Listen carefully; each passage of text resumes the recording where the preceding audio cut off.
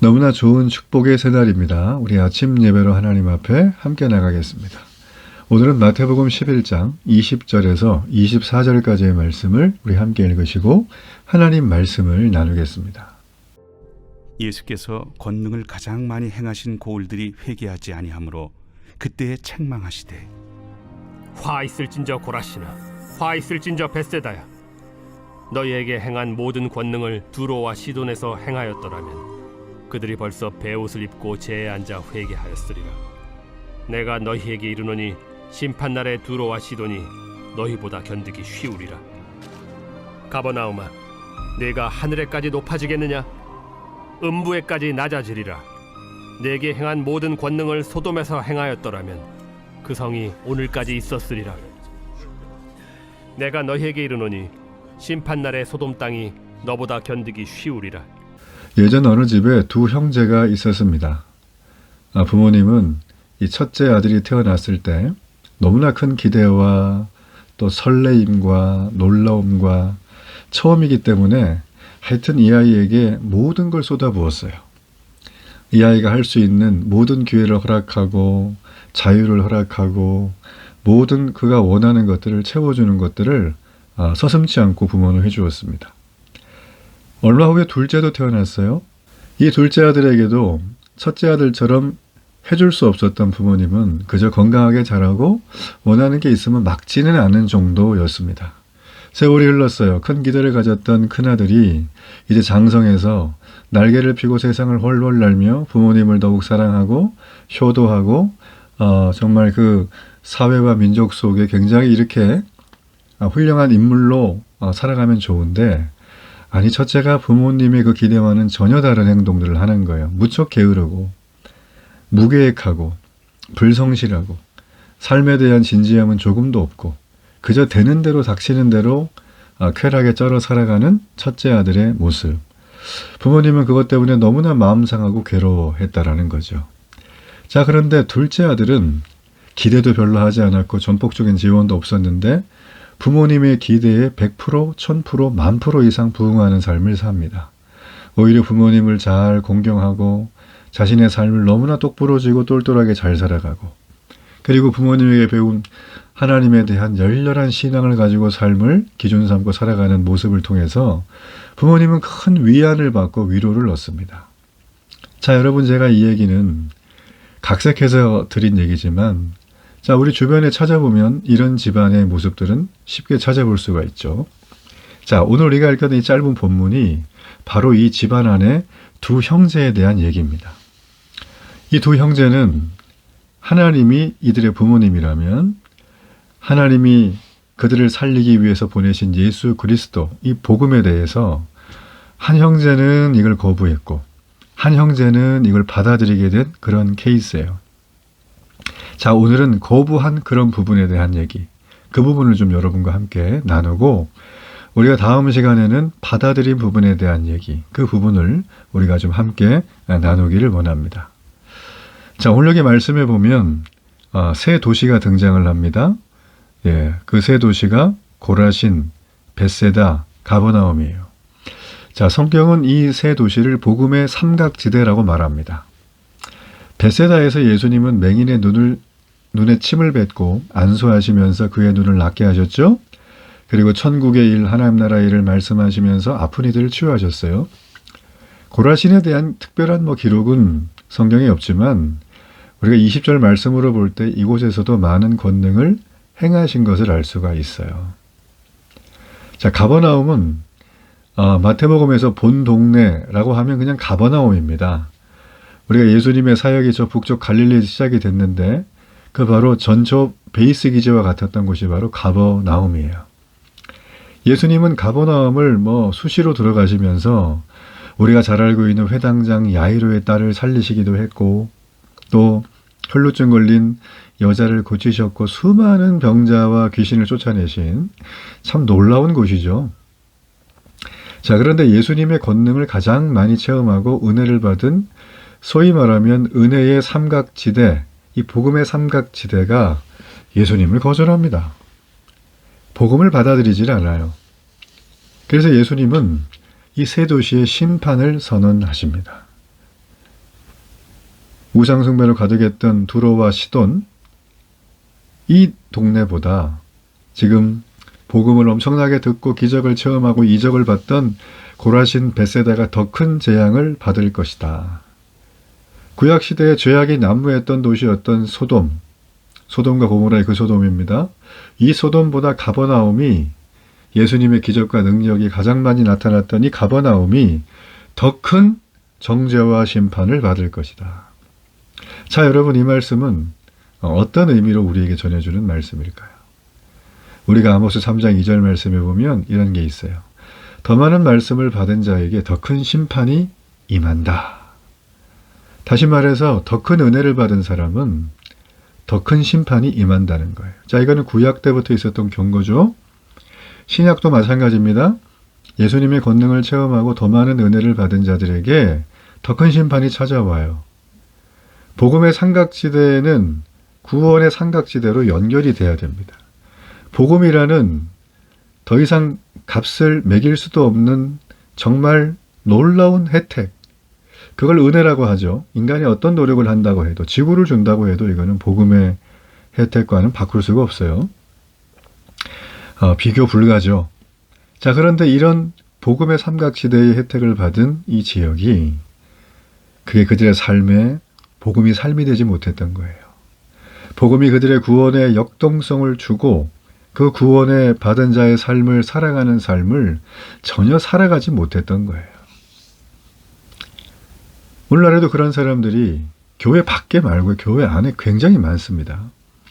신앙의 매너리즘에 빠지고 처음 교회 다닐 때 신선함과 그 받은 감격과 기쁨으로 섬겼던 교회 여러 가지 사역과 봉사들이 어느 순간부터 하나하나 사라지더니 이제는 주일날 겨우 눈 뜨면 교회만 가서 도장만 찍고 오는 그런 신앙으로 달라지고 있습니다.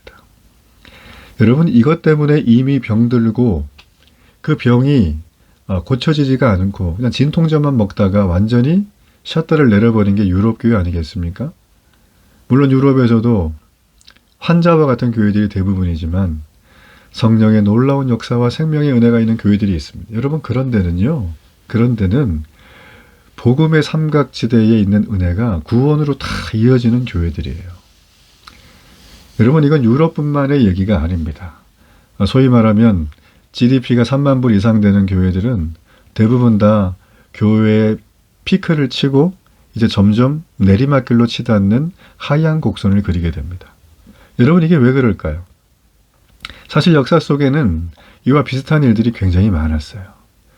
물론 모든 게 다 맞진 않았지만 거의 예외 없이 이렇게 우리가 나름대로 물질 세계에서 평안함을 누리고 우리의 소원 리스트가 성취가 되고 하는 삶을 살면 희한하게도 사람들의 마음속에는 간절함이 점점 사라집니다. 내가 인생을 사는데 내 힘으로는 안 된다. 그래서 난 하나님의 도움이 절대적으로 필요하다라고 했던 그 간절함이 내가 편안하고 살만하고 하나님 말고도 의지할 것들이 자꾸 생기면 그때부터는 희한하게 복음이 내 삶으로 내려오질 못하고 그냥 복음은 머리에만 머물러 있고 혼적인 어떤 삶만 추구하고 내 안에 영혼이 죽어가는 것도 모른 채 그저 나는 교회 다니니까 아무런 이상이 없겠지 라고 생각하는 그런 일들이 너무나 많다는 거예요. 오늘 주님은 그런 자들에게 이 여기 나와 있는 이 세 도시에게 회개하지 아니한 이 도시들을 심판하겠다고 하십니다. 여러분, 우리가 깨어 있어야 돼요. 우리가 경각심을 가져야 돼요. 여러분, 제가 늘 말하잖아요. 우리가 갬블러라고. 우리 인생은 육신은 한 번이에요. 뭐 윤회 이런 거 없어요.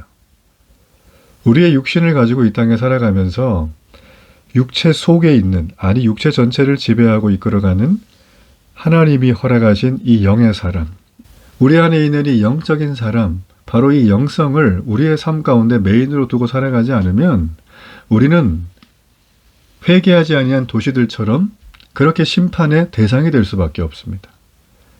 오늘날 우리는 은혜의 시대에 살고 있어요. 예수님이 오시기 전까지만 해도 이들은 그들의 죄 용서받을 수 있는 길이 없었어요. 구약의 성막에 가서 제물을 잡아 죽이는 그런 일을 하지 않으면 그들은 정말 어떤 삶을 살아도 불의함이 씻어지지 않기 때문에 모두가 다 오늘 여기 말씀에 나온 것처럼 음부에 떨어질 수밖에 없었습니다. 여기서 말하는 음부가 여러분 뭔지 아십니까? 여기서 말하는 음부는 구원받지 못한 자들의 영역이에요. 한마디로 버림받는 곳입니다. 예, 여기를 추락을 하는데 끝이 없어요. 땅에 닿지 않는 거죠. 이걸 다른 말로 성경은 수치라고 해요. 수치. 여러분, 그러므로 우리가 신앙생활을 너무 나이브하게 해서는 안 됩니다. 하나님이 은혜의 시대를 주신 것은 하나님의 계획과 뜻인 거지, 우리가 그 은혜의 시대에 산다고 아무렇지도 않게 방종하고 이분 하나님을 믿는다고 하면서도 정작 복음의 기준이 삶으로 흘러내리지 않는 구원과는 관계없는 선택, 생각, 우리의 행동을 뭐 조금도 꺼리낌 없이 행동을 한다면 우리는 점검해 봐야 돼요. 내가 과연 구원을 받을 수 있는 기준에 해당되는 사람인가? 아니면 나는 심판의 대상인가? 우리는요, 아모스 선지자 때 얘기했던 이 더 받은 어떤 그런 은혜 있죠. 이거보다 훨씬 더 많은 말씀과 은혜를 지금 받고 누리고 살고 있는 사람들이에요. 그렇기 때문에 우리는 성도라는 이름에 걸맞게 살아야 합니다. 거룩한 무리들이죠. 제자라고 하는 사명에 맞추어서 우리의 삶을 세팅해야 됩니다. 우리의 꿈과 비전이 있어야 해요. 그러나 그 위에 이걸 전체를 이끌어가는 대사명, 바로 복음의 증인으로 살아가는 것, 이것이 우리에게 있지 않으면 우리는 여기 나와 있는 회개하지 아니하는 도시들과 별반 다르지 않는 삶을 사는 겁니다. 여러분 명심하세요. 복음을 거절하면 심판의 삼각지대에 빠지게 돼요. 더 많은 말씀과 은혜를 받았다고 난 아직 젊으니까 더 살 수 있지, 이런 생각을 버려야 돼요. 태어나는 건 순서가 있어도 가는 건 순서가 없어요. 내가 오늘 건강했지만 내일 악성 바이러스가 들어오면 급수할 수도 있는 게 우리 인생이에요. 우리 인생에 무엇을 장담할 수 있습니까? 여러분이 장담하고 믿고 있는 게 과연 무엇입니까?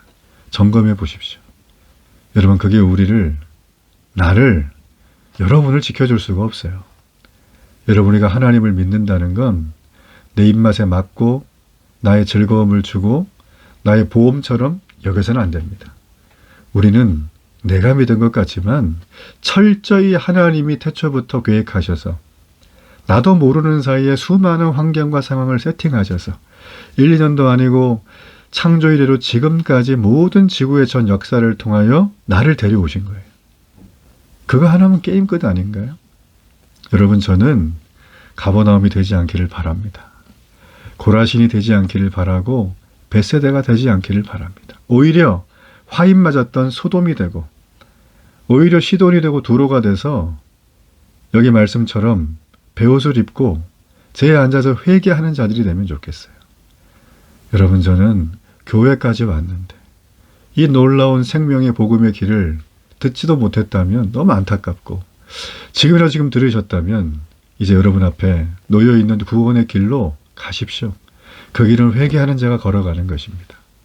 그 길은 하나님 사랑이 너무 감격해서 내가 죄인임을 깨달은 자가 가는 거예요.